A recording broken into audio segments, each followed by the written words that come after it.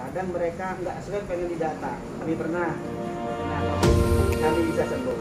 Bahaya ini COVID ini ada dan COVID ini berbahaya. Mandiri Podcast. Podcastnya Mitra Mandiri. Mandiri Podcast kali ini Vino sekarang sedang berada di depan kantor Kelurahan Bendungan. Kita akan berbincang-bincang seperti biasa, perbincangan dengan pejabat publik. Kali ini di samping Vino sudah ada Bapak Lurah Bendungan, Pak Lurah Maman Herman. Sehat Pak Lurah? Alhamdulillah sudah kami. Alhamdulillah sehat ya. Di COVID-19 ini memang kita harus menjaga kesehatan banget ya. Gimana nih Pak Lurah? Sebenarnya banyak pengen kita obrolin ya, terutama kaitan pelayanan.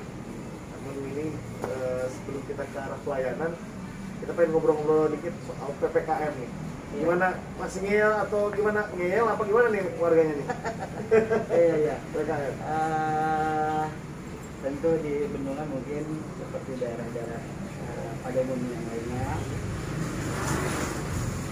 Kalau kultur di masyarakat seperti itu, ya memang ini menjadi sebuah tantangan kita untuk lebih giat lagi mensosialisasikan, untuk lebih giat lagi menyampaikan, meyakinkan, dan juga turun ke bawah supaya mereka dapat gambaran bahwa di sekeliling kita itu terjadi hal-hal yang tidak diinginkan, dan di sekeliling kami yang sudah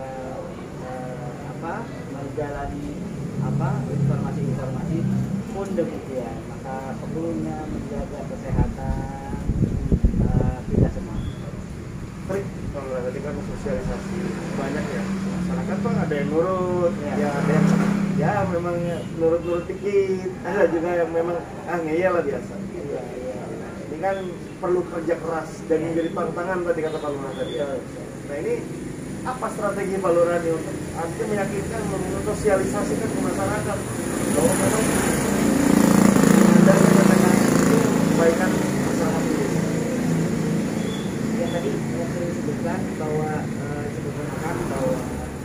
masing-masing di masyarakat mempunyai lapisan-lapisan, dari lapisan usia, dari tingkat pendidikan, dan lain sebagainya. Tentu kita tidak bisa dipukul rata dalam menyampaikan.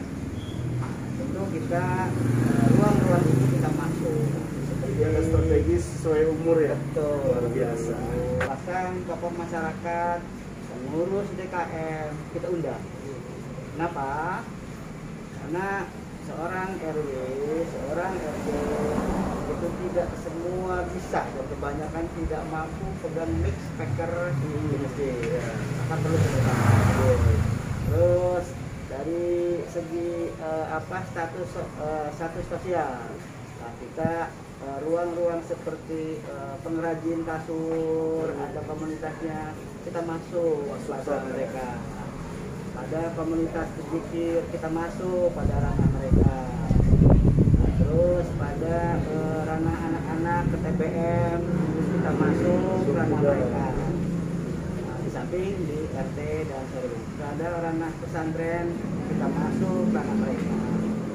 Jadi supaya ruang-ruang itu kita masuki semua. Kalau langsung itu hal yang tidak mungkin bisa masuk secara menyeluruh. Terus kasih tepuk tangan nih ya. Luar biasa, ini strateginya nggak? Semua bisa dilakukan ya, masuk ke semua lini ya. Iya. Anak mudanya masuk, komunitas tadi ya, pengajian masuk semua. Memang harus dari pendekatan seperti itu ya untuk mensosialisasikan seperti itu. Iya. Nah kalau sudah ada strategi begitu, boleh tahu nih Pak Lurah, berapa jumlah yang terkonfirmasi, yang isoman untuk saat ini Mas? Data-data yang saat ini di Provinsi Bangka. Ini tadi saya lihat ya. Boleh. Kalau dari awal ini kita 249 yang terkonfirmasi. 349 Ya. 9 diantaranya meninggal dunia, ya. 294 sembuh dan 46 isman pada awal-awal. Nah ini isman mungkin belum terlalu dimengerti oleh pada saat itu. Tetapi inilah saat diberlakukannya PPKM darurat ini melonjak tajam. Melonjak tajam, yaitu tanggal 3 sampai 11 Juli ini saja, sampai dengan hari ini ada 36 orang Isman. Nah, jadi ini kita sampaikan. Ini hari ini saja kita mau ajak gotong royong kuburan ya. Ini kita mau masuk ke ranah sana itu. Nah, di situ kita mau sampaikan bahwa ini kemarin yang meninggal, coba gitu meninggal memang ada, tapi coba kalau kita lebih waspada lagi menjaga kesehatan, menjaga ini, nah, insya Allah kita minimalisir lah semua hal-hal yang tidak kita inginkan. Artinya begini ya, menjaga diri kita sendiri berarti menjaga orang lain gitu ya. Betul.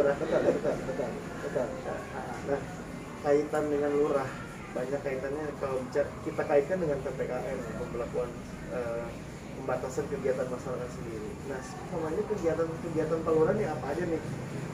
Sementara kita dibatasi, tapi ya sebagai aparat pemerintah, sebagai lurah sendiri ya harus melayani masyarakat. Nah, seperti apa nih pelayanan masyarakatnya yang dilakukan selama PPKM nih, Pak Lurah? Nah, jadi kita lakukan pelayanan memang tidak boleh berhenti. Justru harus lebih intens lagi, lebih giat lagi dengan memperhatikan protokol kesehatan. Ya, tentu ini suatu tantangan yang diramu lebih cantik lagi. Oh, ada ramuannya juga nih. Nah, ini kita juga menggunakan apa yang manual, ya, seperti kita adakan perkumpulan di sini olahraga, pingpong supaya sambil mereka kita terima apa yang mau dikonsulkan. Jadi kita PPKM sekretariat posko kelurahan.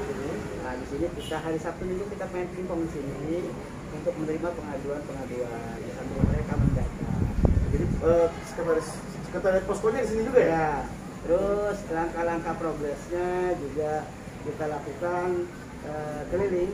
Nah, ini kita setiap ada yang isman, kita keliling masih memberi makanan. Jadi kita ada motivasi yaitu inovasi, yaitu memberikan makan kepada yang isman dan memberikan motivasi kepada mereka supaya lebih semangat. Mereka bisa. Saya juga pernah, kami pernah kena COVID, kami bisa sembuh dengan cara bla bla bla bla.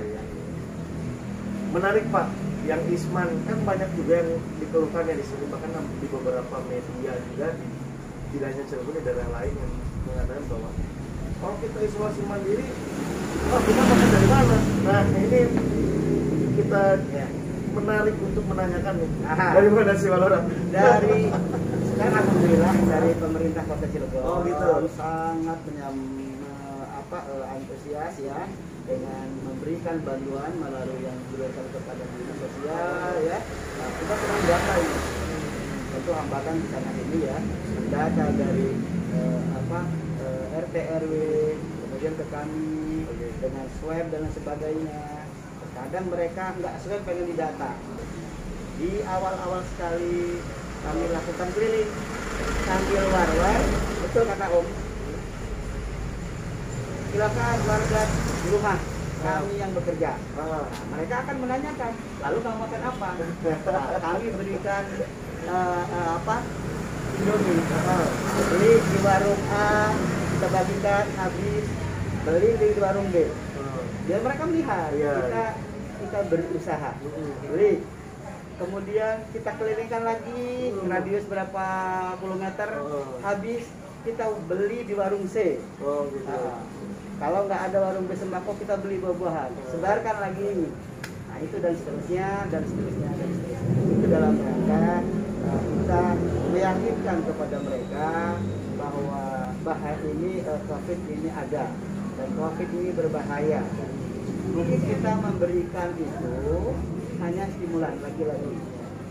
kekuatan sebenarnya adalah kekuatan diri, pertahanan. Lalu bagaimana juga kita memberdayakan mereka yang kena efek dengan menganggur dan sebagainya. Kita bangun ini, teras ini kita naikkan 30 cm, ya. Ini kita bikin musola, kita bikin sudut baca, kita bikin koperasi.